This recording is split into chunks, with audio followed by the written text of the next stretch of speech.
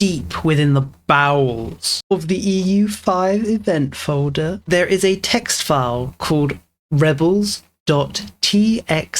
And within this text file, there is one event. And this is it. Alone, this event isn't that interesting. But the second option here allows you to create a peasant republic that controls the city of Rome, the People's Democratic Republic of Rome, as it were. And today we're going to play as them.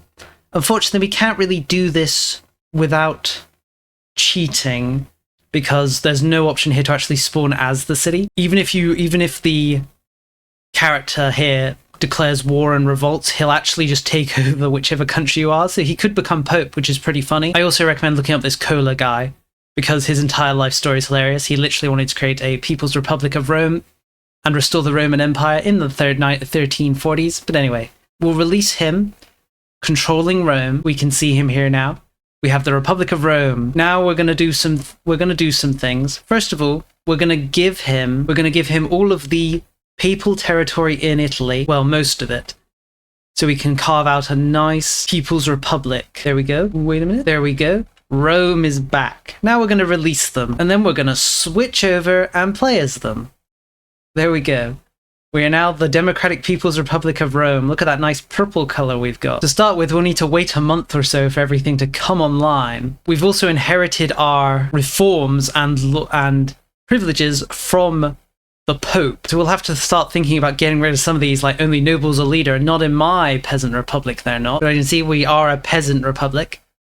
We're one of the only ones in the game. We'll just see how things go. We might just die instantly. You never know. One of the things is we also have inherited our technology from the Pope, which means we don't have a lot of the default technologies for peasant republic, well, for republics in general, so we'll need to grab those straight away. Then we're going to charge down the Age of Renaissance tree to the abolish serfdom. It doesn't actually abolish serfdom, but it gives us that 10 extra morale, which is nice, and it feels thematic. We also need to apply some laws. We go with the normal marriage law, of course. We're actually going to go with any religion as our religion law. Who should we set as our rivals? Well, let's just set Naples. They're our main primary rival. They might just immediately declare war on us and annihilate us. We'll have to see. We could get involved in the war in Italy between the pro-Pope and pro-Holy Roman Empire factions. But for now, I think we're just going to end the... We'll not end the turn, 'cause it's not a turn-based game. We're going to wait a little bit and see if things change. We're going to marry our ruler to a lowborn just because, you know, we'll start producing children. Our ruler doesn't actually have a dynasty. He is a lowborn, so we can't breed his dynasty or anything. We need to be careful we don't go bankrupt on like the first tick, because we don't have an income, as you can see. We'll need to be a little careful. Let's not fund our navies, we don't need them. There we go, we now automatically core all the land we gave ourselves. Our overarching goal is to form Rome. I don't know if we're going to be able to, but we'll give it a go. The People's Republic of Rome must be restored, or created in this case. Since we've inherited this land from the Pope had very low control in this land, so it's going to take us a while for us to get a lot of our land online, but I'll accept it as a handicap, no more than we deserve. What's really disgusting is that we have crown power, even though we're a republic. At least it's called republic power here, but even so. It's going to be quite hard to increase our republic power because unlike a monarchy, we don't have crown state members. What is our succession law? We're currently set to the oligarchic succession. I'd like to switch to the peasant succession. We do also have the lottery succession though, which might be fun. But the peasant succession sounds the most appropriate. Our ruler is also called a bishop, probably because we were created as a vassal of a church, but I'm sure we'll solve that in time. We are going to have to be careful we don't go bankrupt, as I mentioned. Since we don't have much of an income right now, we've got to be a little sparing on how we spare our gold, and just try and hold out a few months when our territories start to come online, due to the high proximity they have to Rome. One of the things we can actually do is use this cabinet action, increase control, because it increases how fast control appears. The question is, where should we throw it down in? Because we want to increase control everywhere. I guess we'll throw it down in our most populated province, because that's probably the one that has the best resources. Or, well, it's got the most people in, so surely has the most tax potential. We're dangerously close to having no income. We're going to have to throw this down. Hopefully no one declares war on us. It would be funny if they did. One of the handicaps I'm going to apply to this campaign is we're not going to ally with any potential nobles ever. The Rome's People's Republic will stand alone. There are two kinds of people in the world: the people and the tyrants that rule over them. And monarchies are of the latter. We will never ally with them. I may consider allying with other republics, though. Maybe. We could always ally with our friends Dithmarschen. They love us. We have 1,000 levies. That's not a lot, but it's about a third of what the Naples have. Hopefully we can... I think we've already got all of the state privileges that would increase the power of our levies and the amount of them. So there's not much we can do other than just hope. There's going to be a lot of hoping in this campaign. The Black Death has been sighted. Only a year into us spawning in. Hopefully it doesn't do too much damage. We're probably going to go just isolate the country and isolate our cities. Since we barely have an economy as we want to save as many of our pops as possible. Our economy is starting to bounce back though. And by bounce back, I mean come into existence. We can now choose the foundation of our republic. And it's probably going to be this one. Balance the interests of both the wealthy and the common citizens through participation in government. Sounds like the most peasant-coded option here. So I think that's what we're going to go with. It's a very minor thing, but I'm actually going to switch our court dialect to Latin. The Roman's People's Republic will speak the language of Rome. Our first parliamentary issue has become available. We're not really going to try and pass this one. We're going to prioritize trying to change some of our laws. Since we inherited a lot of our laws from the Pope, there's a few we want to change. Maybe we should go for no censorship. It would increase progress to innovation, humanist, and individualism, which all sound like peasant things. Things peasants do and would like. So that's an option. We also default to favoring the clergy as our distribution of power. We could go for favoring the common people. That would be appropriate, wouldn't it? We also have common or controlled mining operations. We could hand those mining operations over to the people. So many choices. I think we're going to get rid of censorship. It's going to make the clergy a little unhappy, but they're already really happy due to a lot of the laws that are currently in place. So it's not a big issue. And it will push us towards innovation, humanist, and individualism. All things I want to do for this campaign. We could contain banking a little to give us another boost. Let's do it. Let's do some things. Yeah, let's change another law. Which one should we change? Let's get rid of favoring the clergy and go for favor the common people. The people's will is immortal. Let's also throw down this language of pleading now that they don't speak Latin. Since they don't speak Italian as a primary language now, they're going to plead at us. The Black Death has arrived. How horrible. First of all, we're going to segregate the infection. When the disease appears in enough cities, we're going to isolate those cities. It's going to put us deep into the black, well, into the red when it comes to stability, but we need to preserve as much of our great, glorious republic as possible. I guess we'll just see how the plague plays out now. The plague's starting to dissipate. The moment when it's just about to, we'll sponsor a mass forgiveness for that extra 12 stability. That'll help alleviate some of the losses of stability. We've lost around 300k, which is about a third of our country. Could have been worse, could have been better. Hopefully everybody else suffered far more than we did. Our manpower is actually comparable to the Nepal now. Naples. They have 13,000, we have 12,000. So we definitely came out better when it comes to manpower numbers than our neighbors. We're actually making a fair bit of money now. Is it time for us to start thinking about expansion?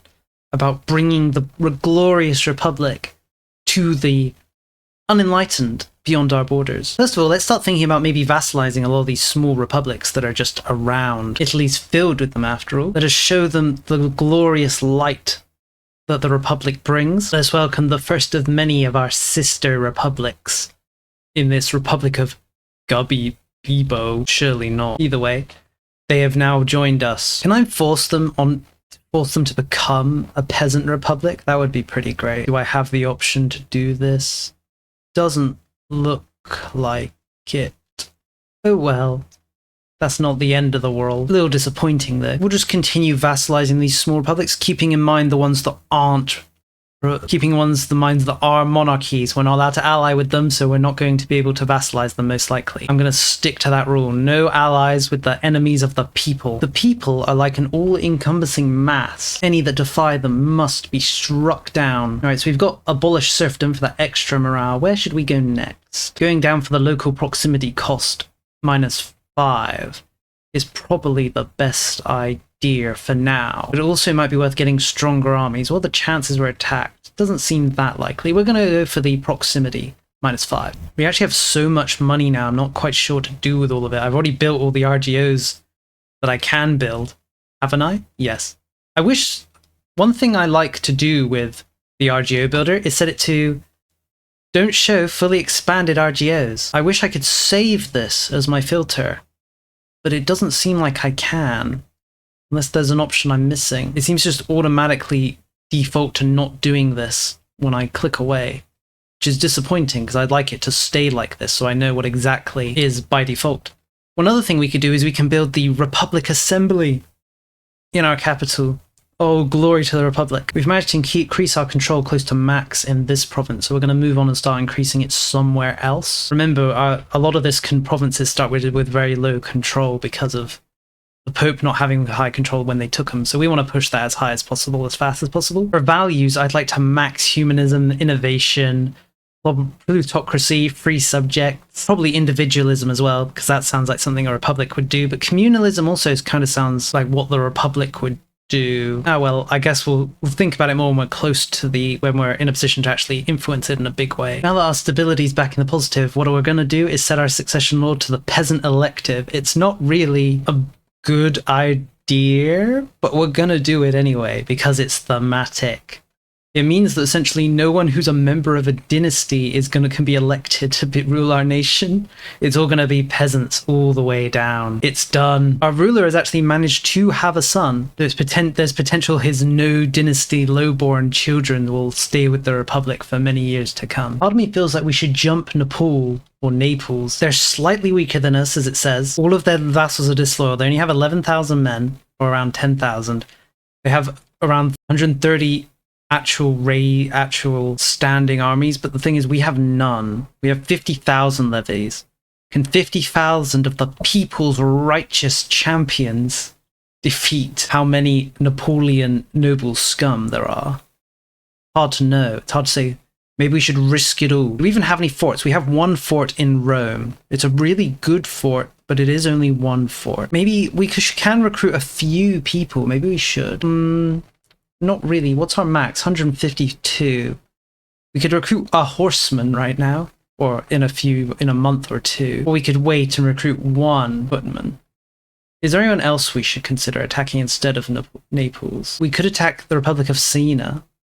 They're allied with Florence, though, but we're stronger than them, just in a pure numbers setup. Naples actually has forced vassalize one of the republics I wanted to vassalize, so I'm not happy about that to start with. Oh, we should liberate our brethren who have been forcibly subjugated by the corrupt, decadent nobles. Surely, even though it might not be the optional thing to do, we must free our people. One thing we could do, because we've got a spy now code 28, we could agitate for liberty in one of their vassals to make it so that they'll be very unloyal. Who's their strongest vassal? They're all pretty weak. I guess we won't. They don't have any allies, do they? They don't.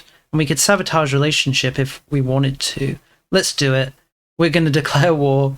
Oh, we could go for a humiliate rival CB, but that's not really what we want to do, because we want to actually take things from these corrupt noble-like people. So let's do it. War has begun between... Oh, wait a minute. Hungary joined! Oh, I forgot to check. They're in the Hungarian Union. Oh god, what a mistake. What a mistake. I knew I was forgetting something. Oh well.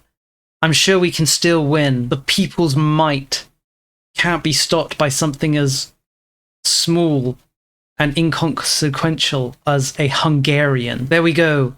We've defeated the Napoleon main army, taken them all as hostages. That'll at least mean that this is now a levy conflict. We'll keep an eye on Hungary, and the moment they're willing to wipe peace, we'll get them out of here. We'll get them out of the war. Thinking about it, we could also hypothetically wipe peace the vassals of Naples, who are of Naples. I don't know why I keep saying Naples, who aren't happy with the current state of the conflict. Now, what should we do? We have pretty good general. Should we just wait for the Nepalese to come to us? I think we will. Wait for them to come to us, stack wipe them if possible, and then think about where else to go. We really want them to just put themselves on our one fort in Rome, and then send them away. Here they come. Looks like they're not coming for Rome, unfortunately. They're going to attack our vassal. Could we maybe intercept them? We're going to grab them on our vassal's capital. There's no fort there, unfortunately. Says we're going to win, though. Our army is stronger and of better quality, and we also have a much better general. Our peasants truly are embodying the people's righteous cause. You might see this battle and be like, whoa, the people are so strong, but remember, every single person we strike down is one of the people who's been brainwashed and controlled by the horrible elites. Don't be happy when you see our brethren fall. Just become more enraged and hateful towards their enslavers so that we may one day liberate them and all people and restore Rome, of course. There they go again. Just send them away. Our mighty peasants cannot be defied. Just in time for another parliamentary issue. What should we do? Oh, this one's pretty... Oh, wait, no, it won't increase the stats of our ruler, increase the stats of some random guy. Not what I was looking for. This naval infrastructure one is pretty good because it increases development by 0.25 in just a bunch of provinces along the coast. Well, cities, I think, along the coast. Maybe not, though. Maybe not just cities. I think, yeah, this is not a city. Or is it? No, this is not a city. Just a bunch of provinces, then. We could also go for support the estate just to make our ruler a little better. What's our chance of actually passing that, though? We by default have 11% in the parliament support. I think we'll just go with the most likely option, which is actually to support this cleric candidate. It also increased the efficiency of our cabinet, which is nice, and helps increase our stability. Is there a law we want to change, or are we happy with our law situation? Do we want to change a maritime law? Doesn't look like it. Oh, we should probably change this noble minting operation, though. It does make the nobles happier and decrease the time it takes to expand resources, but it's just so against our ideals of the people's power. So we're going to get rid of it. Is it time for us to start thinking about sieging? Well, let's think about, if we win the war, what would we take? Maybe we should just take this province here. We should probably expand south into Nepal instead of north into the contested land with the Holy Roman Emperor. We could force Nepal to liberate a bunch of small states. That might be nice. We could also force them to release our friend who we wanted to vassalize. That's also nice, because then we could potentially just vassalize all of them. So I think we'll set that as one of our goals. Let's start sieging this location here. How good are we at sieging? We're not that bad, actually. The spy network's doing a lot of heavy lifting, and our good general. Let's see if we can siege this province down. We can always just leave some guys sieging, which I think we're going to do. We'll leave some guys sieging. We're going to go beat up the Nepalese who've tried to teleport behind us. When it comes to pure numbers, we're losing the war, but most of those numbers are over in Hungary. And unless they can get over here, we don't necessarily need to worry about them. Just the Nepalese who are a problem. Whoops, I stopped looking and they managed to intercept our guys that were sieging the fort. This is why you need to keep looking at what's happening without ever looking away. I guess we'll leave another group. If we can stack wipe these 2,000 or so guys, there shouldn't be any people left, as he'll need to let his manpower replenish. I'm not sure we're going to be able to get the stack wipe on him, though. Maybe we should just peacefully siege. We don't need to necessarily do anything else. There we go. I think we've fully stack wiped Nepal, or Naples. Hungary's the one now with the actual army. Hopefully they don't ever actually show up. If Hungary shows up, we might have to just wipe peace. But honestly, things have been going pretty well so far. Should I split my army up for sieging purposes? It's a little greedy, but I think we're going to do it. We're going to split the army up, and we're going to siege everywhere we can. Not too small, though. Just these two stacks, I think. Ooh, there's some... Are those mercenaries? No, they're regulars. He must have recruited some regulars. Luckily, there's too few of them to really do anything. They can't even siege down non-fort provinces. So we're going to annihilate them.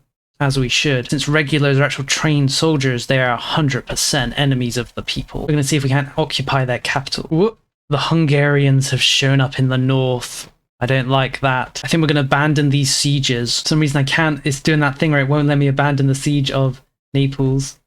Okay. We'll just abandon one siege and bring our whole army down to join up. Hopefully together they can hold off. Or yes, good. The Hungarians have started to siege that mountain fort we took. That's excellent. So once we finish the siege of Naples, we'll turn around. Oh wait, no, there's the second group of Hungarians. Okay, if we can annihilate the ones on the mountain first. Ooh, it's going to be a close one apparently. There are armies of much better quality than ours. Can we see a breakdown of why?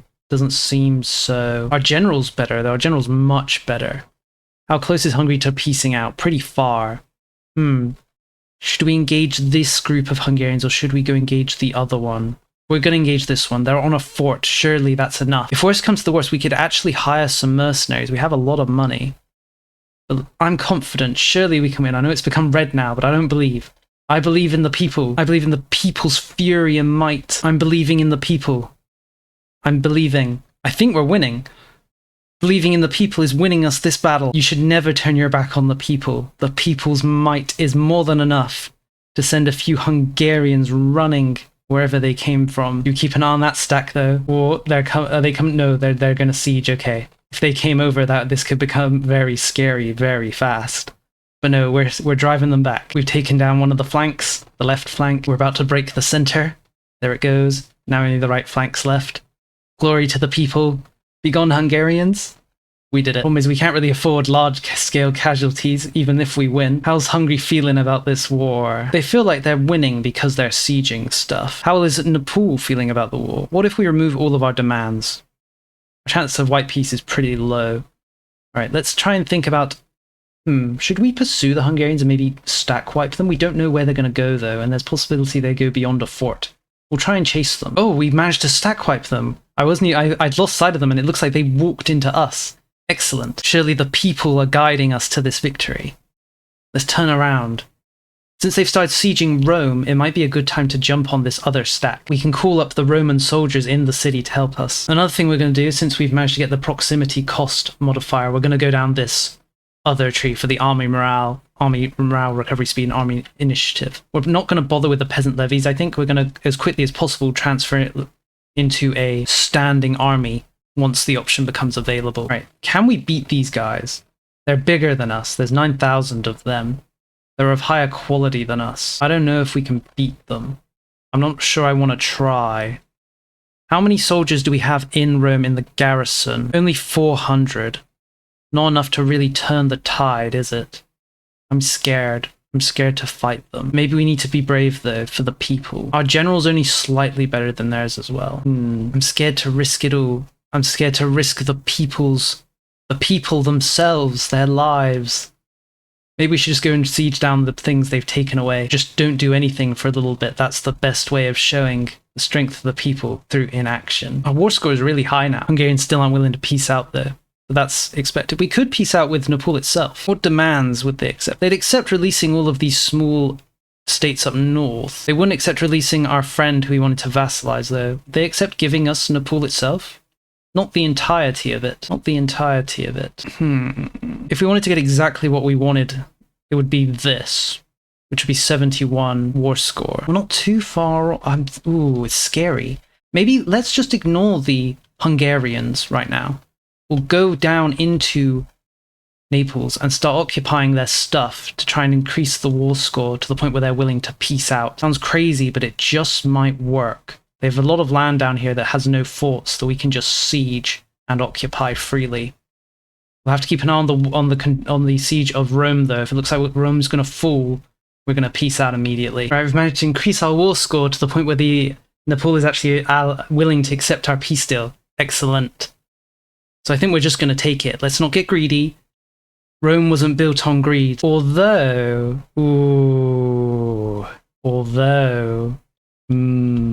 could we just get a little more war score? Just a touch. Just a touch. Nothing crazy. Just a touch more. Keep an eye on that Rome siege. Oh, 14%. Don't like that. It looks like they're less willing to accept now than they were a second ago. Let's just wait for these minor sieges to come online, and I think we're going to peace out now no matter what. We don't need to take the whole province. We could just... I really want to take the fort, though. Whatever. Forget it. Forget it. It doesn't matter. Well, I mean, it's nice, but it doesn't matter that much. The people have already won. We could take 100 gold off them as well. Let's do that. Oh, wait a minute. Could we break up their union somehow? It doesn't seem so, unfortunately. I guess the only way we could break it up is if we forced a different ruler onto their throne, and that's just not an option for us. Release all Roman slaves. Let's take their 100 of their gold and peace out. The first victory for the Republic. Glorious. We also liberated our small friends. Although it looks like they defaulted into being monarchies because they were liberated. We'll see if we can vassalize them without allying them. They're willing to become our fiefdoms, but we don't have fiefdoms, not in the Republic. Oh, well, we'll see, we'll see. We're not going to ally with them because that's one of our rules. This guy's still a Republic, though. because he was a vassal. And we can just vassalize them right now. No, we can ask to become their vassal. We won't be doing that. The People's Republic will submit to no man. On that note, we could become a duchy. We just need to get enough prestige to do it. So we'll keep an eye on that. What do we need to make them accept? We're really close to it. Really close to getting them to accept. Oh well. Who else became independent? You. They're all just really small. They all became monarchies, unfortunately. I feel like countries should definitely become the same government of the one that releases them, not the one they're released from. Because now we can't do the cool thing of releasing the people's governments all around the world, unfortunately. We're actually going to call the video here. Why? Because since this is the people's nation, I want to ask you, the people, for our overall arching strategy. I'll give you a choice. Will the people's government create smaller people republics to govern occupied territory, which will then integrate back into the main republic? Or will there be no barrier between the people's republic and the people, their sovereign government? Will we be doing vassals, or will there be no vassals? You must choose. I will accept we will vassalize countries if they're potential vassals, but we will never release a vassal. Or at least I'll try not to. We'll see what happens.